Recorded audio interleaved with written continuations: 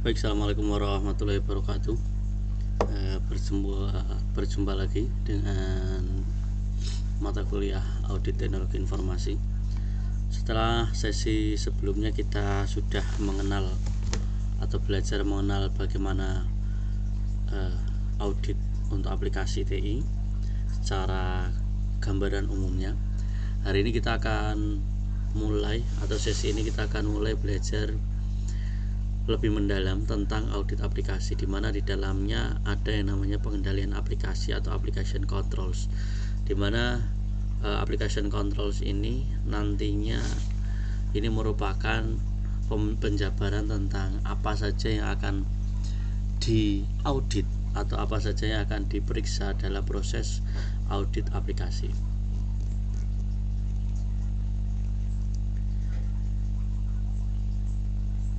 Di application control ini merupakan serangkaian kebijakan, prosedur, dan praktik.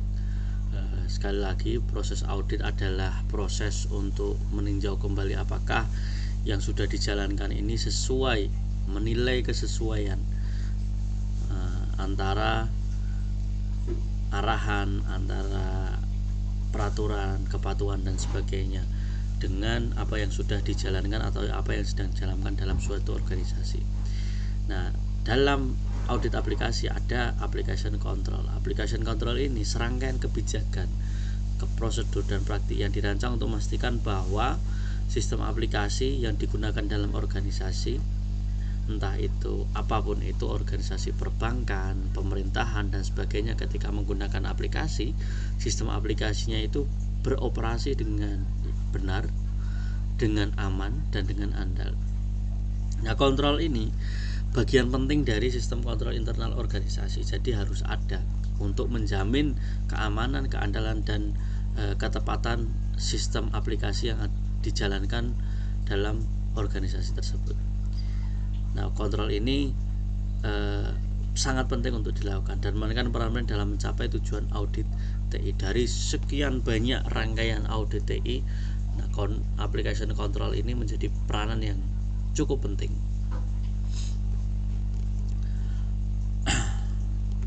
Kemudian bagi seorang auditor, pengendalian aplikasi atau application control ini sangat membantu. Untuk apa?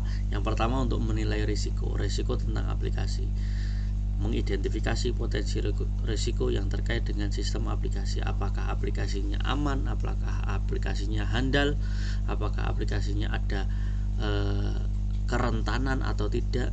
Nah, ini risikonya sehingga bisa dinilai dengan baik ketika ada application control. Kemudian bisa juga untuk membantu menerapkan tes kontrol dengan melakukan tes untuk verifikasi bahwa pengendalian aplikasi berfungsi dengan benar dari sisi boundary control, dari sisi input control, output control, dan sebagainya. Ketika dites, dengan adanya kontrol aplikasi ini, nanti dites aplikasinya dari berbagai macam sisi sehingga nanti pengendaliannya berfungsi atau tidak, pengendalian aplikasinya ini, keamanannya terjaga atau tidak. Yang terakhir, yang ketiga, membantu menilai efektivitas, apakah pengendalian aplikasi efektif dalam mencapai tujuannya. Nah, nanti dites, setelah dites efektivitasnya dalam aplikasi ini dari berbagai macam sisi, mulai dari input, output, kemudian proses, database, dan sebagainya, ini efektif enggak? Nanti dinilai. Dan yang terakhir, application control ini membantu memberikan rekomendasi. Setelah dinilai risikonya, kemudian dites kontrolnya apakah efektif atau tidak. Nah, nanti muncul rekomendasi, ini yang kurang risikonya merah, risikonya kuning, risikonya hijau. Ini rekomendasinya apa? Sehingga rekomendasi ini untuk meningkatkan pengendalian aplikasi dan mengurangi risiko. Ini peran application control. Betapa pentingnya kontrol aplikasi pada sebuah sistem IT dan proses audit TI. Kemudian application control atau pengendalian aplikasi itu ada berbagai macam jenis atau berbagai macam sisi. Sisi yang pertama adalah boundary control atau kontrol terhadap batas-batas akses ke sistem aplikasi. Nah, pengendalian batas atau boundary control ini bertanggung jawab untuk membatasi akses ke sistem aplikasi dan sumber daya terkait. Bagaimana dari sisi akses ke sistem? Contohnya login. Bagaimana sistem login dalam aplikasi yang digunakan dalam sebuah organisasi? Ini bagaimana kondisinya? Apakah memenuhi kepatuhan peraturan atau tidak? Apakah aman atau tidak? Nah, nanti akan kita cek dari sisi boundary control adalah sisi dalam batasan akses ke sistem aplikasi. Untuk apa? Memastikan bahwa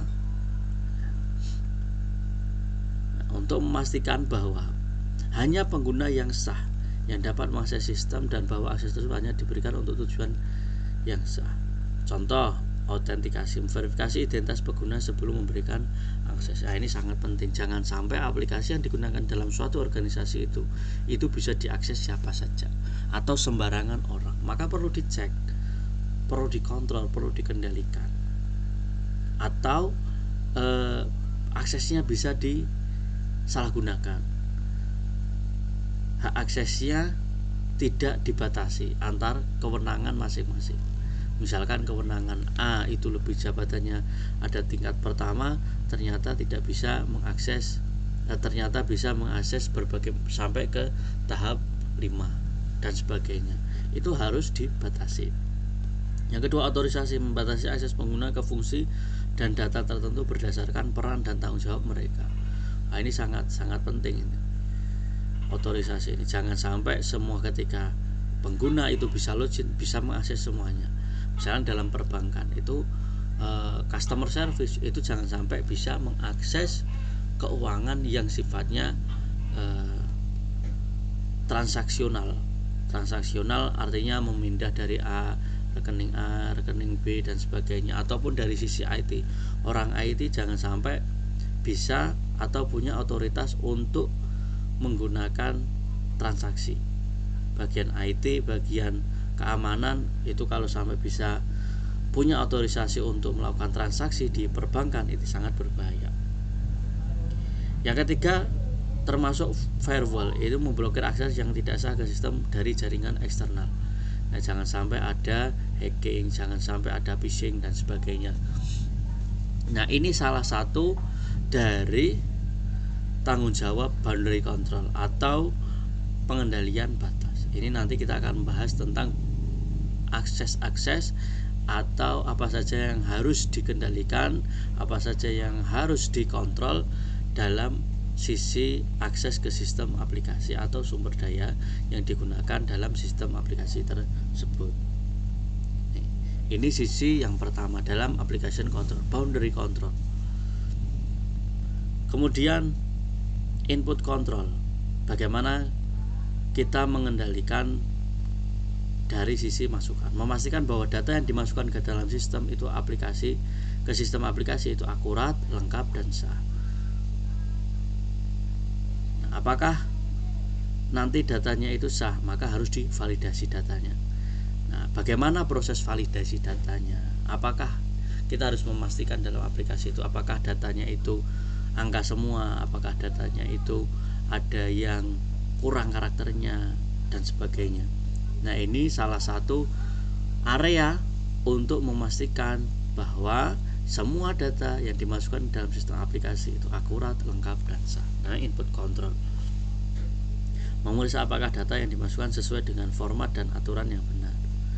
Pemeriksaan kelengkapan, memastikan bahwa semua data yang diperlukan telah dimasukkan. Misalkan data KTP itu 16 digit, tidak boleh kurang, tidak boleh lebih. Nah, itu harus lengkap dan valid, datanya angka semua. Kemudian otorisasi transaksi, verifikasi bahwa transaksi yang dimasukkan sah dan disetujui oleh orang yang berwenang. Nah, ketika melakukan sebuah eksekusi transaksi, apakah transaksi ini sah atau tidak harus dipastikan. Nah, nanti area input control ini akan memastikan 3 aspek ini: validasi data, pemeriksaan kelengkapan dan otorisasi transaksi. Jadi area yang pertama boundary control, bagaimana kita login ke sistem.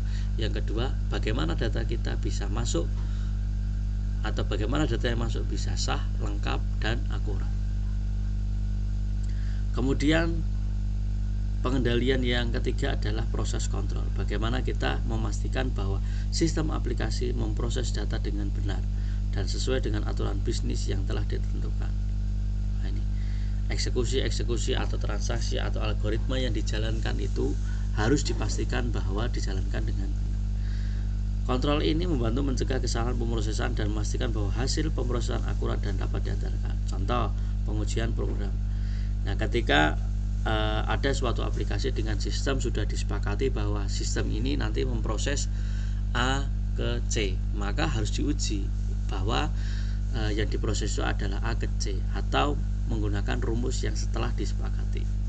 Memastikan bahwa program aplikasi bebas dari bug dan berfungsi dengan benar, dan harus dipastikan, harus diuji bahwa tidak ada kesalahan-kesalahan dalam program ketika sudah di launching atau dijalankan. Jangan sampai ada bug, ada kesalahan kecil itu di dunia aplikasi atau dalam dunia IT. Ketika itu sudah masuk dalam ranah perusahaan, itu sangat dampaknya besar sekali. Log audit, mencatat semua aktivitas yang terjadi dalam sistem aplikasi, memungkinkan penyelidikan jika terjadi masalah. Nah, ini juga harus ada log audit ini. Jadi apapun transaksinya harus dipastikan ada lognya. Siapa yang mengeksekusi, kapan, otoritasnya apa, transaksi yang dilaksanakan atau yang dieksekusi apa, waktunya kapan. Nah, itu harus ada lognya sehingga ketika ada suatu masalah itu bisa di-track.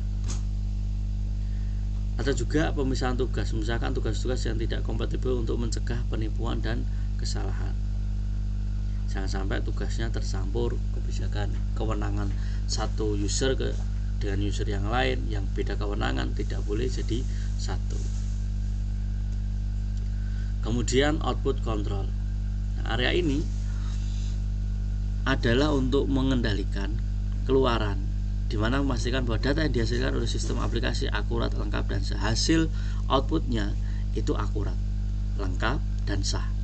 Pengendalian ini membantu mencegah kesalahan dalam pelaporan dan memastikan bahwa informasi yang diberikan kepada pengguna dapat diandalkan. Contoh, bagaimana nanti ada rekonsiliasi data, membandingkan data yang dihasilkan dengan sumber data lain untuk memastikan keabsahan.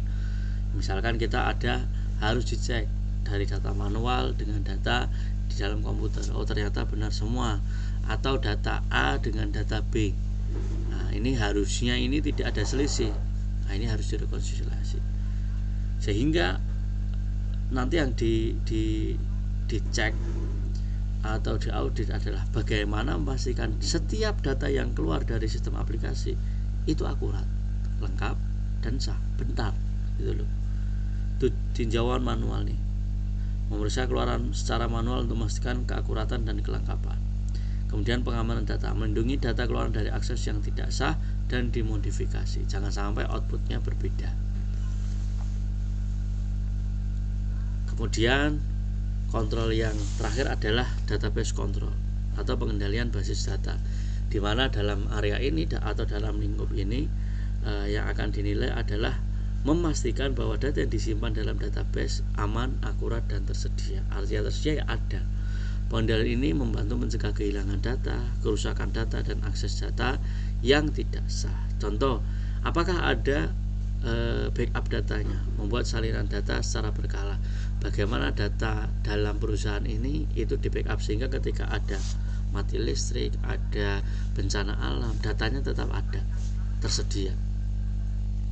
Dan ketika ada apa-apa tadi bisa secara cepat direcovery atau dipulihkan. Kemudian kontrol akses data harus dibatasi. Bagaimana sistem ini membatasi akses ke database? Siapa saja yang secara sah boleh mengontrol database yang ada dalam sistem aplikasi ini, itu harus dicek. Dan enkripsi data, bagaimana data-data yang masuk dalam database ini bisa terlindungi aksesnya, sehingga tidak sembarang orang bisa mengakses atau bisa melihat, terenkripsi. Itu.